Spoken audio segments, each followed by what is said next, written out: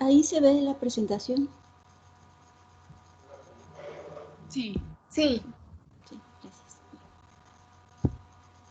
Bueno, estábamos hablando de anestésicos locales. Ayer vimos algunas características de las técnicas de administración, diferentes técnicas de administración, y cómo, pues dependiendo de esto, se administra diferentes cantidades. Más o menos se utilizan los mismos fármacos. Los más utilizados son los de tipo amida, pero igual en algunas situaciones se emplean de manera indistinta unos u otros. Y bueno, varía un poco en eso, la cantidad, el área de, como viene aquí, el área de acción, la duración, incluso si hay o no parálisis muscular, qué tanto se van afectadas todas las funciones, la secuencia de las funciones. Hay algunas que, pues, por ejemplo, el dolor o la vasodilatación se ve modificada. Bueno, hay una vasodilatación con la mayoría de los fármacos, y con la mayoría pues se interrumpe este estímulo doloroso. Pero dependiendo de la cantidad, pues hay una mayor o menor afectación, incluso en algunos casos, como por ejemplo en este, hay una afectación de las funciones motoras. Entonces, eso en cuanto a las técnicas de administración. Pues generalmente, como les he estado comentando, los anestésicos locales pues se utilizan para hacer intervenciones en la periferia, y generalmente se requiere la acción en esa zona. Por ejemplo, en odontología pues no se requiere que el fármaco alcance el sistema, simplemente que sea muy localizado, aunque sea por infiltración.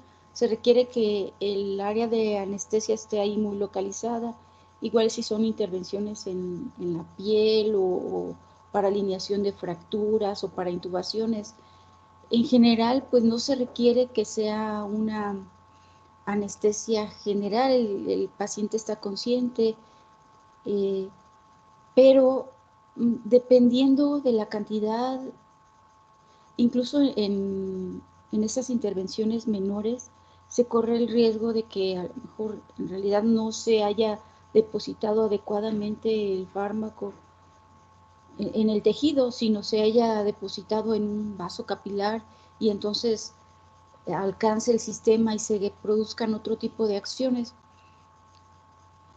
De eso depende un poco todas estas acciones de los anestésicos locales a otro nivel.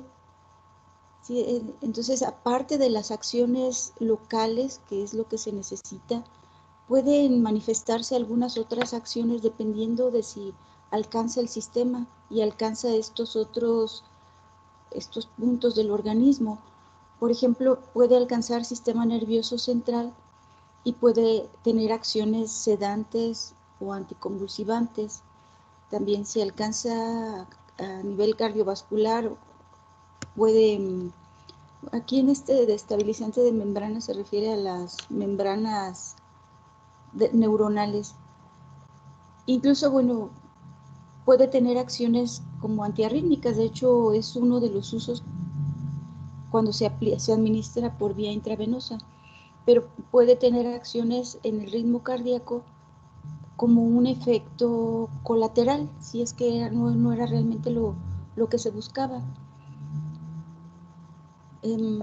También otras acciones de los anestésicos locales es que, además de tener afinidad, como veíamos, su mecanismo de acción es sobre un receptor que está en los canales iónicos de sodio dependientes de voltaje para bloquear el flujo de sodio, pero igual puede bloquear otro tipo de receptores.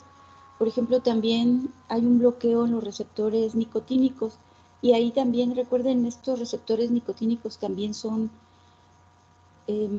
aunque, bueno, son canales iónicos, son receptores acoplados a canales iónicos, y también son de sodio. Ahí también el bloqueo es directo sobre ese canal de sodio de los receptores nicotínicos, aunque este receptor esté controlado por un ligando, que sería la nicotina o la acetilcolina, el anestésico local puede bloquear el receptor o el canal, puede bloquear el canal.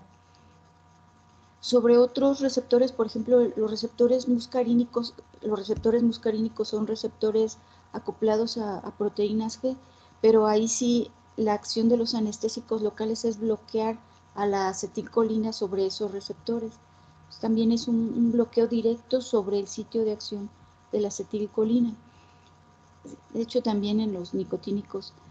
En los receptores histamínicos, esto también después lo vamos a ver, los antihistamínicos, los anestésicos locales tienen acción sobre estos receptores de la histamina, que bueno, de alguna manera lo mencionamos cuando hablamos de efectos adversos, hablábamos de que la histamina es responsable de esos efectos que tienen que ver con las, o que se relacionan con una respuesta alérgica. Entonces actúa sobre esos receptores histamínicos bloqueándolos. De hecho, también los antihistamínicos, por ejemplo, la loratadina, a lo mejor la loratadina no tanto, pero algunos antihistaminos, la clorfenamina, que actúa en el sistema nervioso central, también tiene esta acción. A veces incluso se utilizan antihistamínicos como anestésicos locales. Son estructuras químicas diferentes, pero sí tienen o comparten ciertas características que los hacen afines por el mismo tipo de receptores. También bloquean a estos receptores de serotonina, y algunos de estos están en la periferia, los nicotínicos, muscarínicos y histamínicos, pero también todos ellos, incluso los serotonínicos, están en el sistema nervioso central. Y bueno, en músculo liso a nivel gastrointestinal funciona como espasmolítico. Entonces también, dependiendo de la cantidad, pues pueden producir una parálisis gastrointestinal. A lo mejor podrían funcionar para disminuir molestias o espasmos a nivel gastrointestinal, pero generalmente no se utilizan para eso, más bien sería como un efecto colateral y sería un efecto adverso. Entonces, bueno, esto con respecto a las acciones generales de los anestésicos locales. No sé si hasta aquí tengan alguna duda o comentario.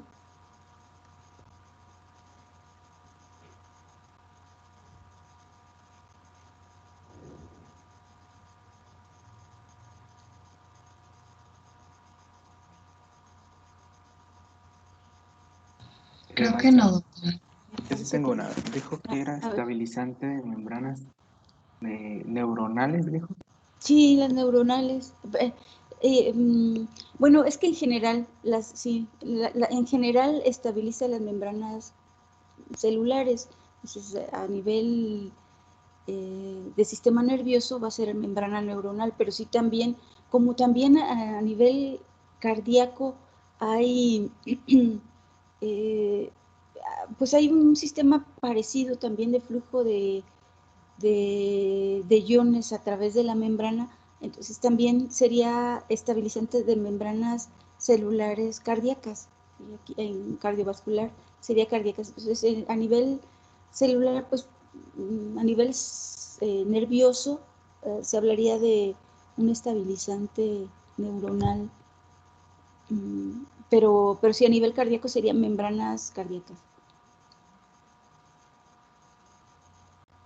Gracias. ¿Sí? ¿Alguna otra duda?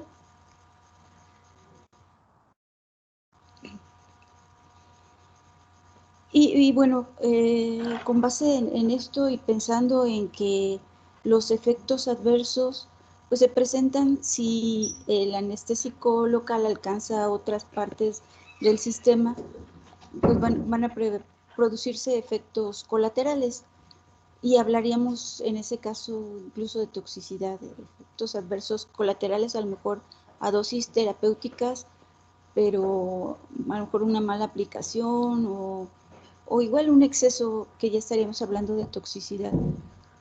En sistema nervioso central, como se van a ver afectadas neuronas tanto excitatorias como depresoras, pues hay una combinación, pues puede producirse excitación o depresión, cualquiera de las dos, dependiendo del tipo de neuronas que se vean afectadas.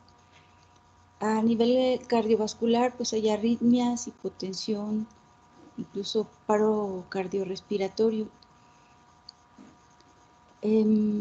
Esto de taquifilaxia, recuerdan, era como una tolerancia, pero que se genera rápidamente. Con los anestésicos locales es difícil, por ejemplo, si se utilizan para controlar algún tipo de dolor, estarlo administrando continuamente, porque hay una tolerancia rápida. Aquí no, la explicación que se ha dado es que la administración del anestésico local modifica el pH. Como es una base, se modifica, como son bases débiles, se modifica el pH. Y entonces eso pues altera también el entorno y pues la ionización del propio fármaco. Entonces ahí se ve modificada el mecanismo de acción por esa modificación en el pH. Es la explicación pues más recurrente. Sí, no se tiene claro, pero sí, lo que sí se ha visto es que no se puede estar administrando de manera continua porque como que se genera una tolerancia. Por eso se habla de taquifilaxia.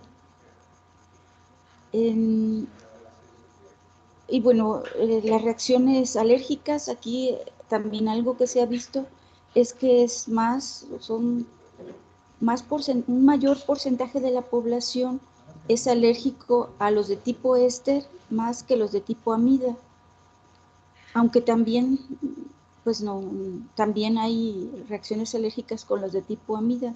Además, las preparaciones, los excipientes, como parte de los excipientes, llevan este metilparabeno. Muchas de las preparaciones es un antibacteriano o metabisulfito de sodio, que es un antioxidante. Como parte de los excipientes, llevan estas sustancias, y estas sustancias es más común que las lleven los anestésicos locales tipo amida. Entonces, cuando ha habido reacciones alérgicas, muchas veces más bien se atribuye a estos otros componentes más que al propio anestésico tipo amida. Entonces, se supone, y lo que se espera es que si con el propio anestésico tipo éster se manifiesten reacciones alérgicas, pero es mucho más porque es mucho más probable en la población comparado con los anestésicos tipo amida, y las reacciones alérgicas que se han manifestado con los de tipo amida más bien son atribuidas a los excipientes, estos antibacteriano y antioxidante que van acompañando al anestésico local. Entonces, es otro grupo de anestésicos de reacciones alérgicas o de efectos adversos que se presentan, y esto pues sí no tiene que ver con la dosis. Entonces no sería realmente una toxicidad, puede manifestarse a dosis terapéuticas y no necesariamente incluso que alcance grandes cantidades en el sistema. Y bueno, la otra es estas lesiones en el tejido, pero también han sucedido lesiones en el nervio. Les comentaba por ahí que incluso en algunas situaciones extremas, para evitar la conducción del estímulo doloroso, que no se puede evitar con otros fármacos, pues se administra el anestésico local y se interrumpe esta señalización, pero a veces se administra con la intención de incluso de destruir el nervio, de producir tal lesión en el nervio, una destrucción, para evitar de plano que haya la conducción del estímulo doloroso.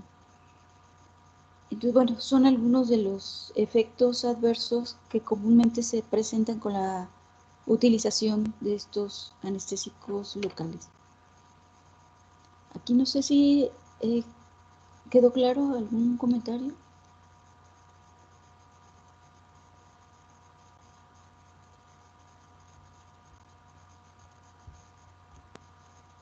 Por mi parte quedó claro. Bien, gracias.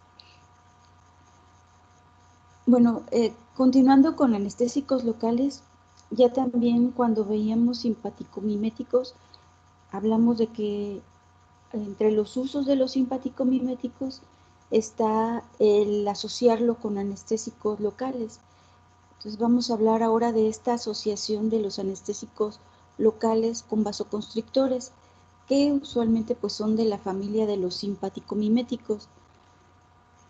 La combinación más común es con epinefrina, el anestésico local con epinefrina, pero también hay preparaciones con norepinefrina o con fenilefrina, que son simpaticomiméticos, son los más comunes. ¿Sí? Entonces, se utilizan porque a nivel periférico, pues producen vasoconstricción, esta disminución en el diámetro de los vasos capilares. Y esto, pues esto tiene varias ventajas. El hecho de que haya una vasoconstricción va a disminuir la velocidad de absorción. Entonces, el anestésico local va a permanecer por más tiempo en el sitio de administración. Se administra en el sitio y como no va a estar pasando a la circulación sanguínea, va a quedarse ahí, entonces puede prolongarse el efecto deseado y hacerse una intervención incluso más larga, por tiempo más prolongado. Esto, bueno, tiene esa ventaja de que dura el efecto del anestésico local más tiempo, pero además también la absorción, como va haciéndose más lenta, no se acumula en el sistema. Y entonces en cuanto entra al sistema, pues es eliminado, ya sea que sea biotransformado o que sea excretado por orina. Y entonces es como a la misma velocidad, o sin dejar que se acumule en el sistema y esto provoque toxicidad. Entonces se disminuye, bueno, serían las ventajas. Se prolonga, una es que se prolonga el tiempo de acción del anestésico local y se disminuye el riesgo de toxicidad. Esa sería la segunda, por, por esta absorción y eliminación proporcional, sin dejar que se acumule en el sistema. Y la otra, pues, si se va a hacer una intervención quirúrgica y hay una vasoconstricción, pues también se disminuye el riesgo de hemorragia. Estas serían, en realidad, pues serían las tres ventajas. O sea, como que esto sería, lo primero sería la explicación y esta sería la ventaja. Prolongación del tiempo de acción sería una, disminución del riesgo de hemorragia sería la otra, y la tercera, disminución del riesgo de toxicidad.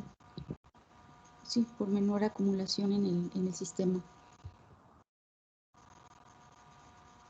Pero bueno, también hay algunas desventajas en el uso de vasoconstrictores, entonces también no siempre se utilizan, depende del tipo de intervención, incluso depende del paciente.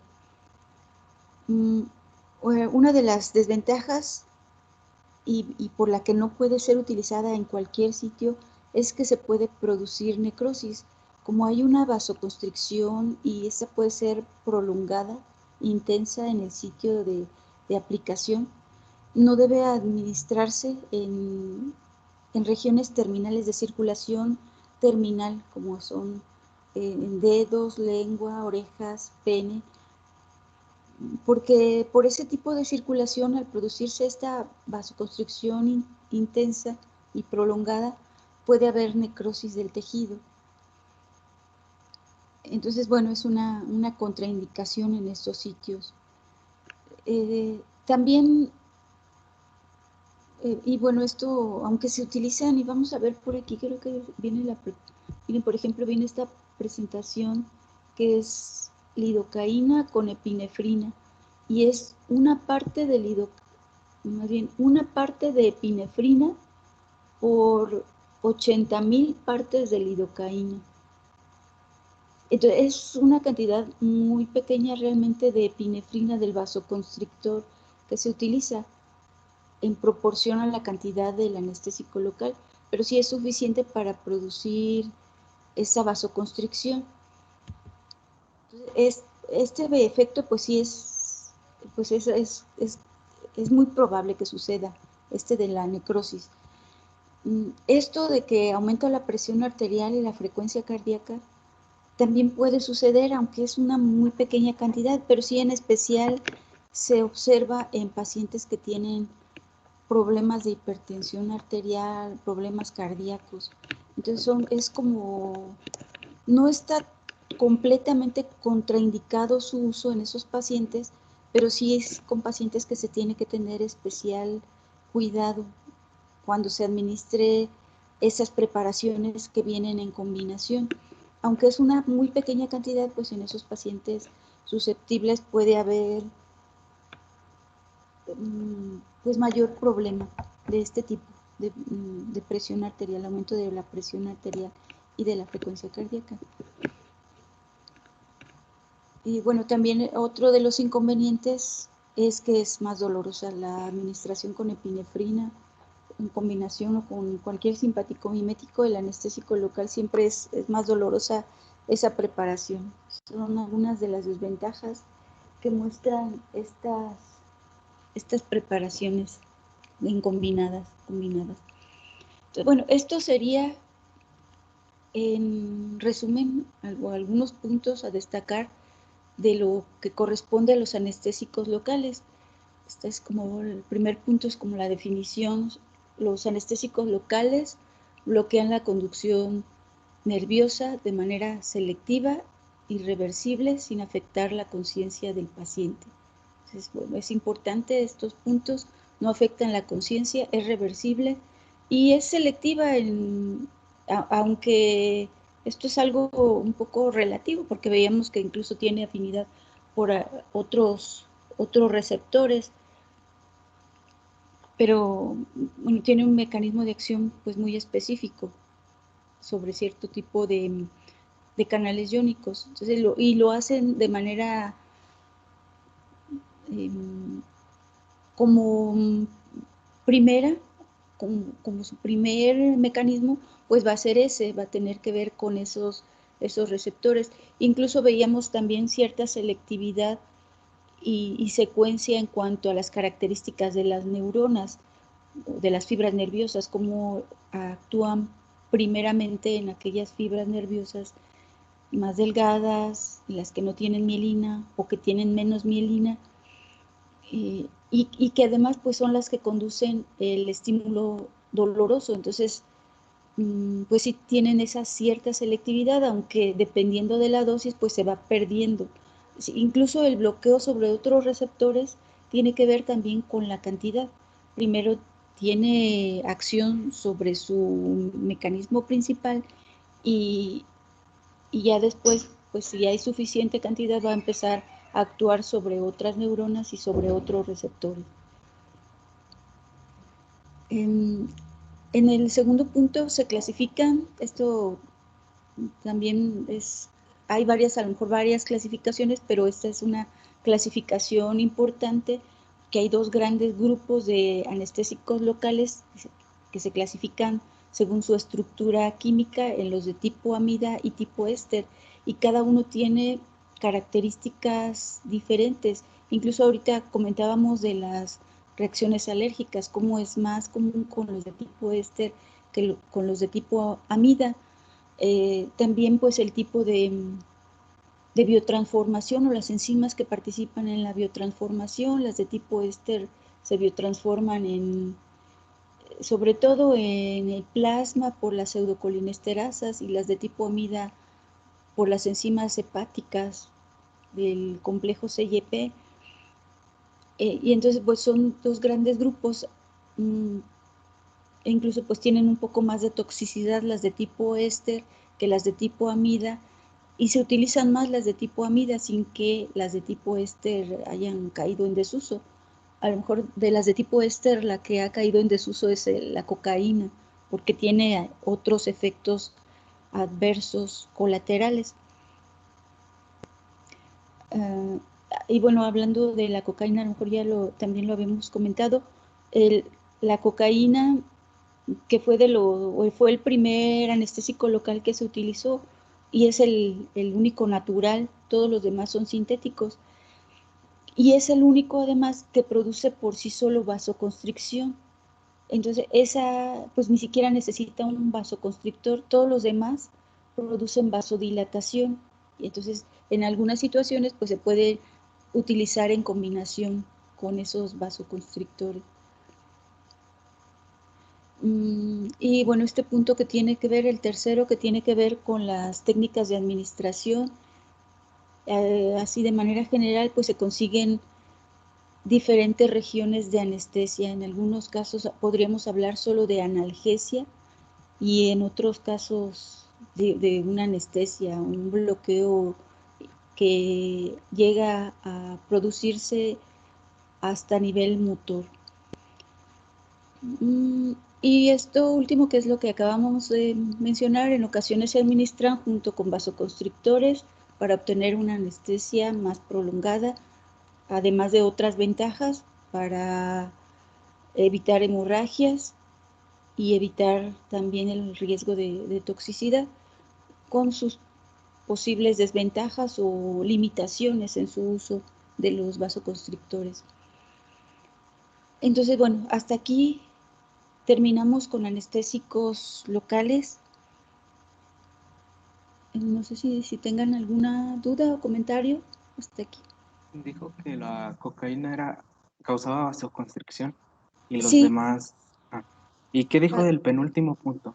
¿Me lo podría repetir? dependiendo de la técnica, es la técnica, bueno, comentamos varias técnicas de administración, desde la tópica, los diferentes infiltraciones, infiltración local, bloqueo de campo, bloqueo regional, la epidural, la raquidia y la intravenosa, son seis las que comentamos, y pues cada una tiene sus características.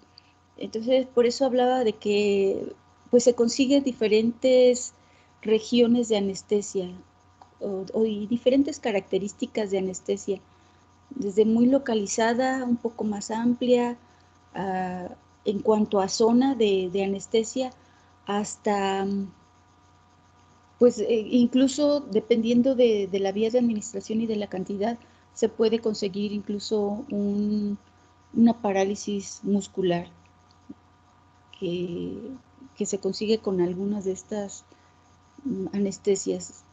Entonces, en este punto, pues nada más era así como comentar de manera muy general las diferencias en las características de cada una de las técnicas de administración de los anestésicos locales. Gracias. ¿Sí?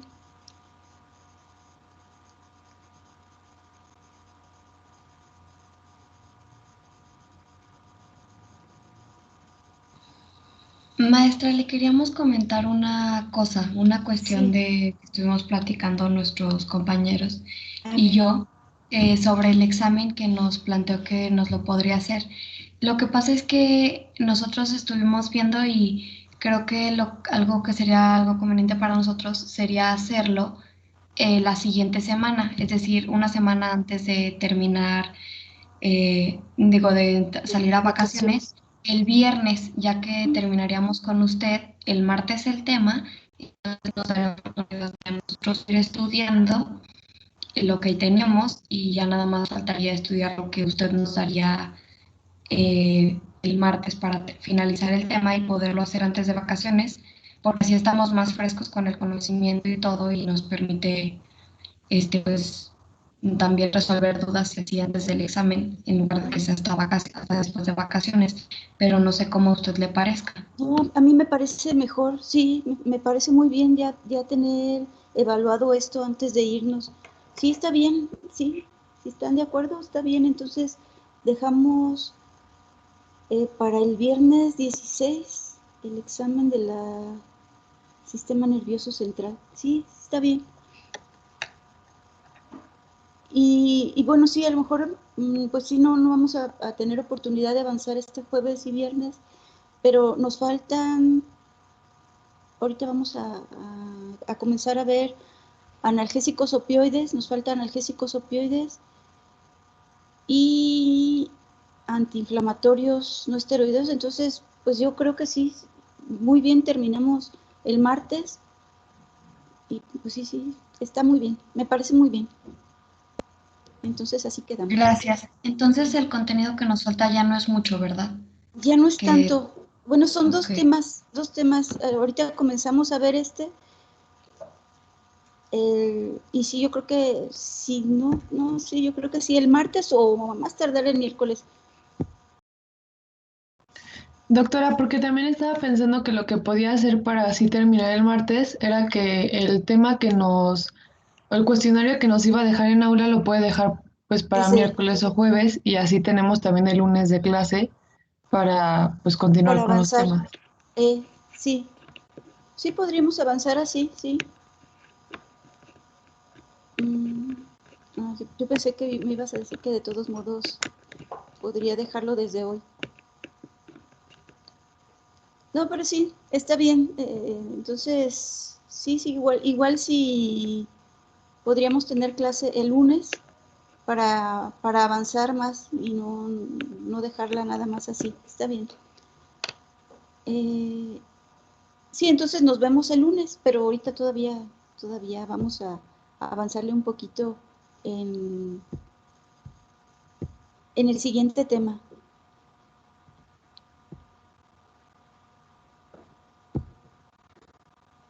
Doctora, esta presentación que ya terminamos la va a subir a aula al ratito. Sí, sí, al ratito la subo. Gracias. Sí, incluso la otra, bueno, no sé cómo les pareció, podría dejarles el tema para que lo revisen, para que lo vayan revisando, lo que haya faltado. Pero no, mejor ahorita lo vemos, ahorita, si no, los vemos el lunes, como quieran, nos vemos el lunes. Mm, bueno, a ver, vamos a continuar y sería analgésicos opioides. Es el otro grupo de fármacos que actúan a nivel del sistema nervioso central. En general, pues la analgesia es alivio del dolor sin pérdida de conciencia. Por eso a veces hay como la confusión de que los anestésicos locales, pues si nada más se utilizan para aliviar el dolor, no son nada más analgésicos, pero como tienen un mecanismo diferente y que incluso puede llegar a haber pérdida de algunas otras funciones, pues son anestésicos. Y los analgésicos, mm, pues en general la principal función es aliviar el dolor. Ahorita vamos a ver cómo hay dos grandes grupos de analgésicos que son los que vamos a ver en esta unidad. Uno son los opioides o narcóticos o de acción central. Los que vamos a ver a continuación son estos opioides y los otros son analgésicos no narcóticos o no opioides o de acción periférica, que son el otro grupo que también tienen acción antiinflamatoria y por eso más bien se les conoce como antiinflamatorios no esteroideos. Pero de este grupo de los opioides, eh, bueno, originalmente estas sustancias, se conocían estas sustancias como extractos del opio. El opio es el jugo, un extracto jugoso de una planta que se llama amapola o Papaver somniferum, es su nombre científico. Este jugo se tiene vestigios o conocimiento de que fueron utilizados desde hace mucho tiempo. Hay eh, pues referencias que hacen asumir que en estas tablillas sumerias que hay por ahí todavía están talladas y hay indicios de que de la planta de la que hablaban o del extracto de lo que hablaban eran del opio. Entonces, y eso era utilizado en el tratamiento de dolor, entonces desde hace muchísimo tiempo. Sí, aquí bueno, este dato es de 3000 antes de Cristo, pero en América hay incluso anterior a esto, incluso los olmecas, que son como de 10.000 años, se tiene indicios de que lo utilizaban.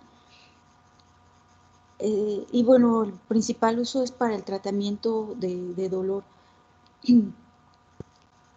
Paracelso, si recuerdan, a Paracelso hizo algunas preparaciones o comenzó a hacer preparaciones en la que el principal componente era este extracto jugoso y eso le llamaba láudano.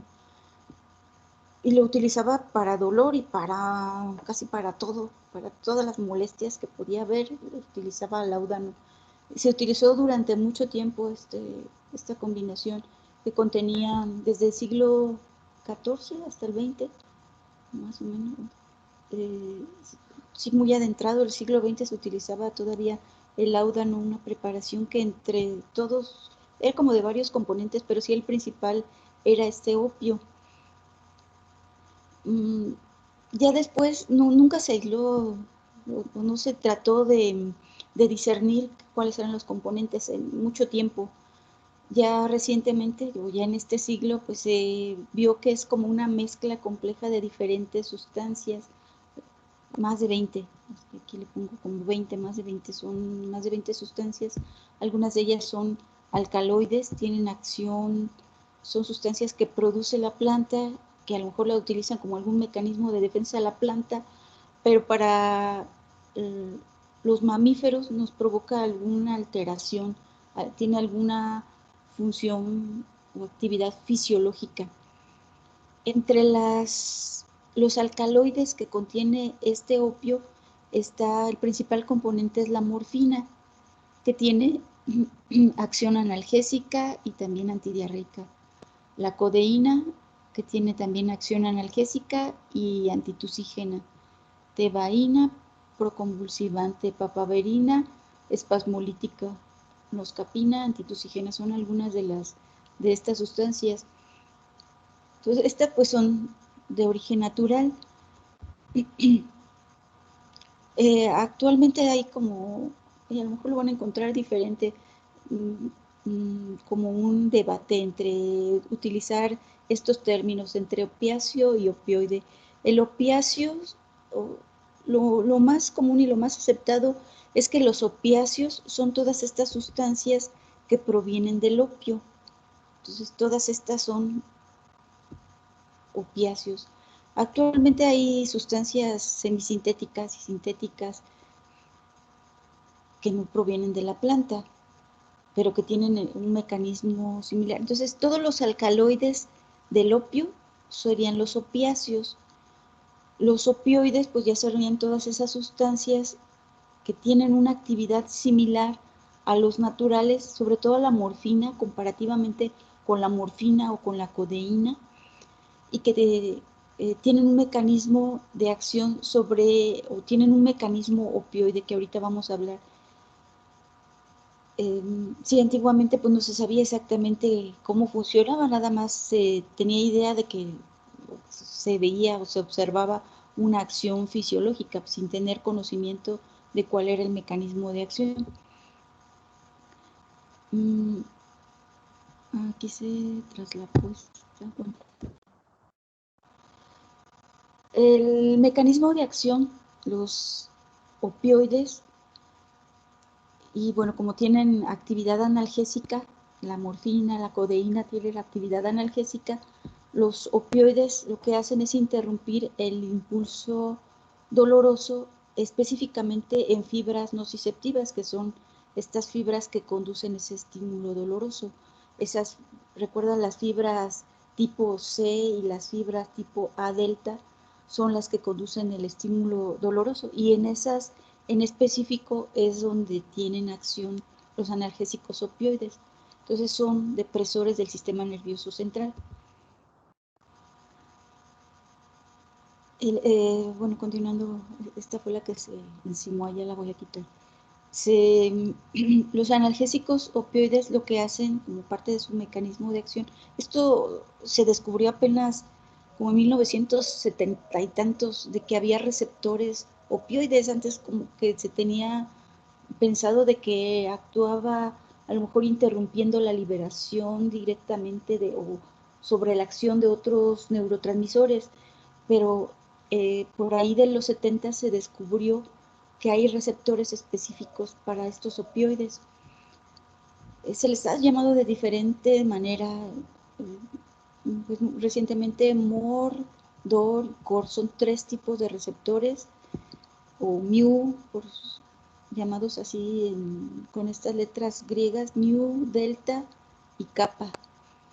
Y ya más recientemente, cuando ya por técnicas de biología molecular se aislaron y se secuenciaron los receptores, se les ha llamado como OP 1, 2 y 3. Estos serían algunos de los nombres de estos receptores. Estos son 3 familias de receptores opioides. Se descubrieron por ahí a principios de los 70 los receptores, y ya después, hasta tiempo después, se descubrió que en el organismo sí se producen algunas sustancias que tienen estas mismas características de los opiáceos, de las sustancias que provienen del exterior. Entonces tenemos algunos opioides endógenos. Bueno, hablando de los receptores estos son receptores acoplados a proteínas G del tipo G inhibitorio. Entonces, cuando se asocia la morfina o algún opioide a su receptor, lo que se provoca es una disminución en la síntesis de AMP cíclico. Entonces, por eso es inhibitorio. Esta disminución de AMP cíclico hace que se inhiba la acción de la conducción de la señalización. Usualmente están estos receptores en la región terminal de la neurona, ¿sí? Ya cuando se va en esta región donde se va a liberar el neurotransmisor. Bueno, aquí está dibujado así. Esta sería una neurona que va a liberar un neurotransmisor. Este sería el receptor. Alguno de los receptores opioides, aquí le llaman receptor opiáceo. El receptor opioide se une a la morfina y entonces envía una señalización negativa para que deje de enviarse esta señal. Y bueno, hay dos maneras, dependiendo del tipo de receptor. Los receptores mu y delta provocan la salida del ion potasio. Esta señalización lo que hacen es pues hacer que permanezcan abiertos los canales de potasio dependientes de voltaje. Recuerdan, se van abriendo canales de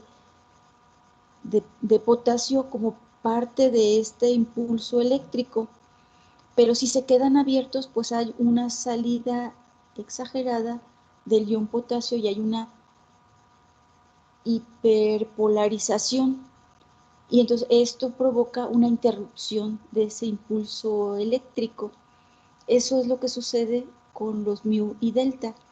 Con los receptores kappa, lo que también esta señalización, esta asociación y una disminución en la síntesis de AMP cíclico van a incidir directamente en los canales de calcio. Van a hacer que se cierren los canales de calcio y van a impedir la entrada de calcio, que es necesario para la liberación del neurotransmisor. Es otra manera de interrumpir la señalización, en este caso pues una señalización química de comunicación hacia la otra neurona. Sí, aquí está otra manera, está el receptor opioide, se une el opioide y se envía, aquí es un signo negativo, se envía una señal negativa para que deje de comunicar algo a la siguiente neurona. Aquí pues son varios neurotransmisores los que se interrumpe su señalización.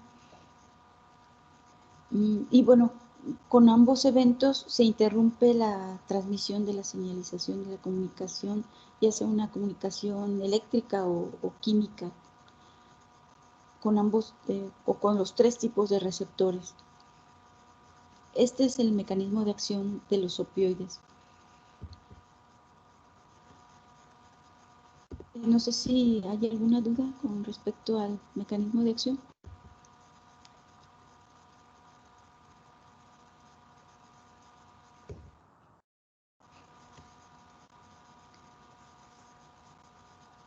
Y bueno, la localización de los receptores opioides está, al menos dejen borrar esto porque me estorba aquí. Esto se lo vuelvo a compartir. Okay.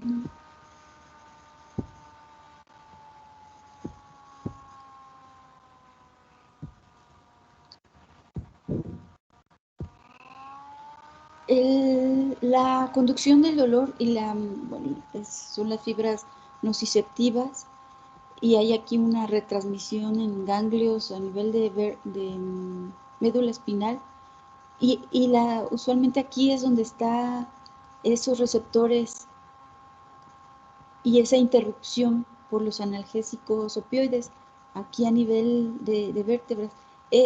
Aquí están principalmente la acción analgésica de estos, pero en realidad los receptores opioides están distribuidos un poco más ampliamente. A nivel central tienen pues una distribución, digamos, en diferentes puntos del sistema nervioso central. Muchas de estas interrupciones, de esta localización tiene que ver con la analgesia, pero también tiene que ver con otros efectos, otras manifestaciones, y esto a nivel central. También hay localización de los receptores opioides en otro tipo de células, no nada más del sistema nervioso central, sino por ejemplo hay en los linfocitos T y B, en pulmón, en el aparato digestivo, en riñones. Entonces, estos son algunos otros puntos donde también se localizan. Y entonces algunos de los efectos de los opioides a veces incluso no solamente se administran con el fin de producir analgesia por su acción a nivel central, sino también tienen otras aplicaciones por estas acciones en otras partes del organismo. Ahí está. Esta es su localización. Esto es lo que les comentaba de que también como a mediados de los 70s, un poco después de que se descubrieran los receptores, se descubrió que el propio organismo también produce sustancias que actúan directamente sobre esos receptores. Hay una ruta opioide que se le conoce, pues se les llama opioides porque se parecen a los opioides que sí provienen del opio, de esta planta, del opio, o del jugo extraído de la amapola, pero son sustancias que producimos nosotros. Está la beta-endorfina, hay dos tipos de dinorfinas también, la A y la B, también hay dos tipos, por lo menos son algunas de las sustancias. En realidad se han estado descubriendo, después del 75 se han estado descubriendo algunas otras sustancias que son consideradas opioides y que funcionan de la misma, tienen el mismo mecanismo que los opioides exógenos, los que provienen de las plantas, o los ahora sintéticos. Son encefalinas, metencefalina y leuencefalina. Son dos tipos de encefalina, todos estos opioides endógenos. Y bueno, se relacionan con una respuesta de compensación del organismo, donde pues producen analgesia. En realidad, entre sus efectos hay a lo mejor algún otro tipo de bienestar que producen, pero parte de sus efectos es producir analgesia. Incluso cuando veíamos el efecto placebo, llegamos a comentar o a leer por ahí de que cómo tenían que ver la liberación de algunas de estas sustancias con el efecto placebo, en especial con la analgesia. Cuando se administra un placebo, como el organismo desencadena una respuesta fisiológica ante la presencia de un placebo, y esa respuesta fisiológica tiene que ver con la liberación de estos opioides endógenos, que son péptidos que actúan sobre estos receptores. Y bueno, tienen varios efectos, aparte de la analgesia.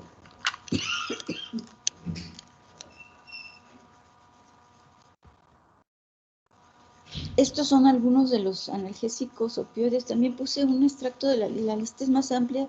Pues voy a tratar de hacérsela como más completa, pero bueno, son algunos de los más conocidos. Esta es una clasificación, hay varias clasificaciones, incluso hay clasificación química, pero esta es una clasificación en cuanto a la intensidad del efecto. Ya la mayoría de estos son sintéticos, la morfina y la codeína son los naturales, pero sí todos los demás son sintéticos. Están la morfina, el fentanil como agonistas fuertes de los receptores, la codeína como agonista moderado o menores, está la loperamida, dextrometorfano, tramadol. Todos estos son también analgésicos considerados como analgésicos opioides o agonistas opioides. Hay algunos que, por ejemplo, la buprenorfina, que tiene acción agonista sobre algunos de los receptores y antagonista sobre otros. De hecho, pues este es sintético y ha sido modificado de tal manera de que, como vamos a ver, algunos de los efectos adversos tienen que ver con la acción sobre los diferentes receptores.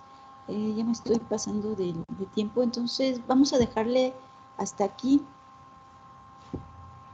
Les voy a dejar la presentación de anestésicos locales ya aquí en el aula virtual, y les voy a, bueno, de esta todavía nos faltan como 10 diapositivas de los analgésicos opioides, y bueno, nos faltaría el tema de antiinflamatorios esteroideos. Entonces, ¿cómo le hacemos? Nos vemos el lunes para terminar analgésicos opioides y comenzar antiinflamatorios no esteroideos, y así ya podríamos terminar el martes con sistema nervioso central, para que les quede tiempo de estudiar para